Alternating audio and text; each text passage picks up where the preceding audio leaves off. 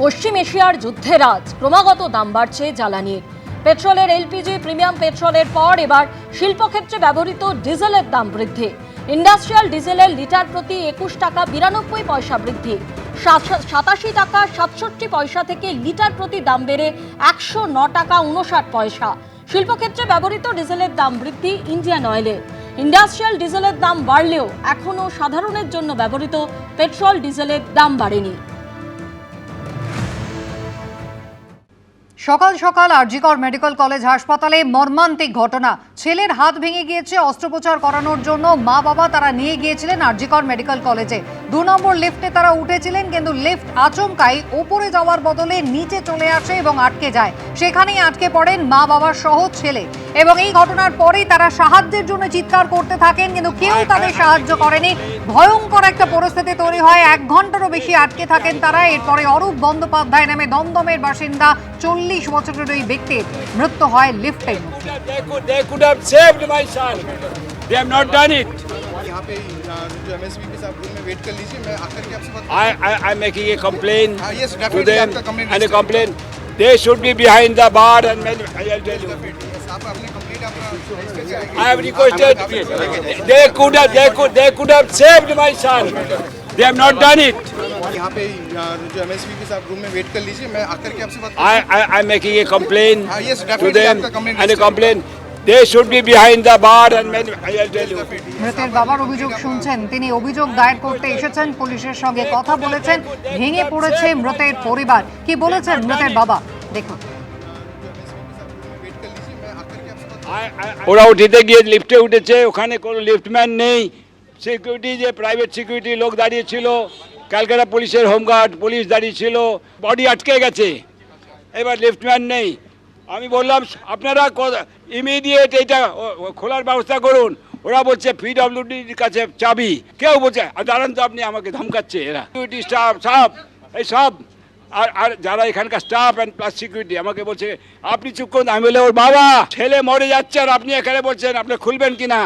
আপনি বাবার এদের পুলিশকে বললাম ফায়ার ব্রিগেডে টেলিফোন করুন, ওরা এসে ভেঙে দিতে পারে।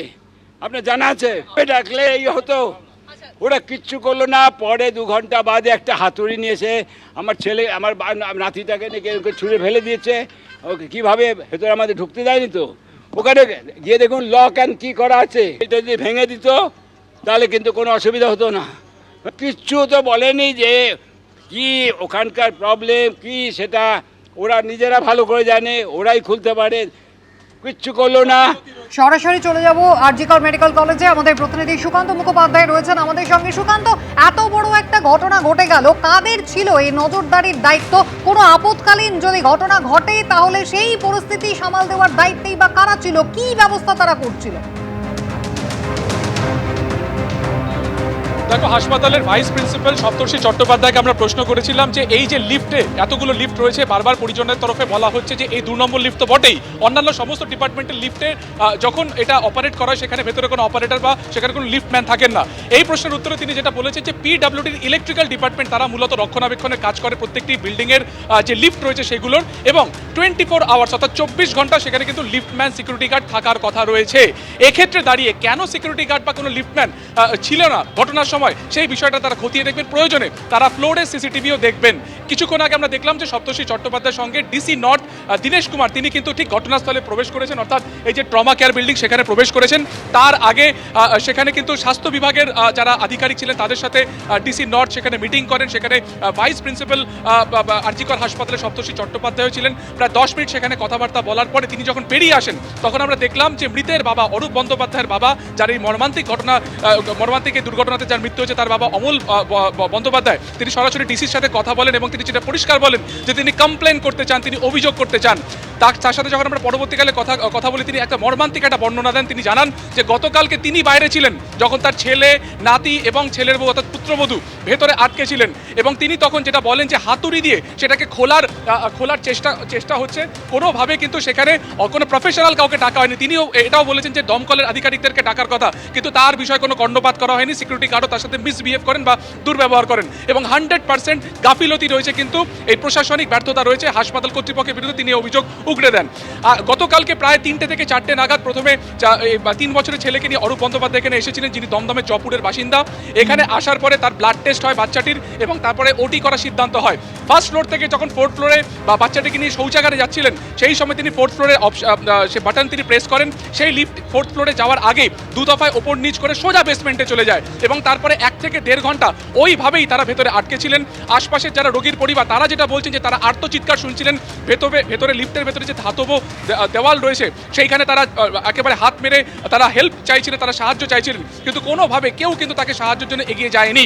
অথচ বাইরে security guard, police, central force, RAB সমস্ত বাহিনী সেখানে ছিল, কিন্তু একেবারে আমি সুকান্ত তোমায় এই জায়গায় একটু বিরত করি। বাইরে নিরাপত্তা রক্ষীরা তারা সবাই উপস্থিত ছিলেন, কেন্দ্রীয় বাহিনী তারা পর্যন্ত দাঁড়িয়েছিল, কিন্তু সাহায্য করার জন্য কিন্তু কেউ সেখানে উপস্থিত ছিল না। মানে যারা দাঁড়িয়েছিল তারা শুধু দাঁড়িয়ে দাঁড়িয়ে দেখছিল। এবং মৃতের বাবা যে ভয়ঙ্কর অভিযোগ করেছেন, আমি আরো একবার শোনাবো আপনাদের।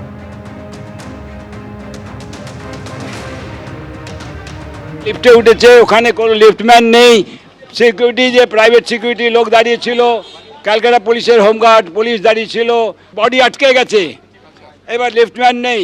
আমি বললাম আপনারা ইমিডিয়েট এইটা খোলার ব্যবস্থা করুন। ওরা বলছে পিডব্লিউডির কাছে চাবি, কেউ বলছে দাঁড়ান তো আপনি, আমাকে ধমকাচ্ছে এরা সিকিউরিটি স্টাফ সব এই সব আর যারা এখানকার স্টাফ অ্যান্ড প্লাস সিকিউরিটি আমাকে বলছে আপনি চুপ করুন। আমি বলে ওর বাবা ছেলে মরে যাচ্ছে আর আপনি এখানে বলছেন আপনি খুলবেন কি না? আপনি বাবার এদের পুলিশকে বললাম ফায়ার ব্রিগেডে টেলিফোন করুন, ওরা এসে ভেঙে দিতে পারে, আপনার জানা আছে। ডাকলে এই হতো, ওরা কিচ্ছু করলো না। পরে 2 ঘন্টা বাদে একটা হাতুড়ি নিয়েছে, আমার ছেলে আমার নাতিটাকে নিয়ে ছুঁড়ে ফেলে দিয়েছে। ওকে কীভাবে ভেতরে আমাদের ঢুকতে দেয়নি তো। ওখানে গিয়ে দেখুন লক অ্যান্ড কি করা আছে, এটা যদি ভেঙে দিত তাহলে কিন্তু কোনো অসুবিধা হতো না। কিচ্ছু তো বলেনি যে কি ওখানকার প্রবলেম কি, সেটা ওরা নিজেরা ভালো করে জানে, ওরাই খুলতে পারে, কিচ্ছু করলো না। মৃতের বাবা সেই মুহূর্তে পরামর্শ দিচ্ছেন, অথচ তার কথায় কানটুকু পর্যন্ত দিচ্ছেন না যারা সেখানে উপস্থিত রয়েছেন তারা। মৃতের কাকা কি বলেছেন দেখুন। অবশ্যই গাফিলতি। ওই যেই সিকিউরিটি দুটো ছিল, আমার দাদা বারবার বলেছে ফায়ার ব্রিগেডকে ফোন করো, প্লিজ ফায়ার ব্রিগেডকে ফোন করো। না না, ও খুলে দেবে। চাবি পিডব্লিউডির কাছে। What is this? পিডব্লিউডির কাছে চাবি, এখানে কি করতে তোমরা দলে বসে আছো?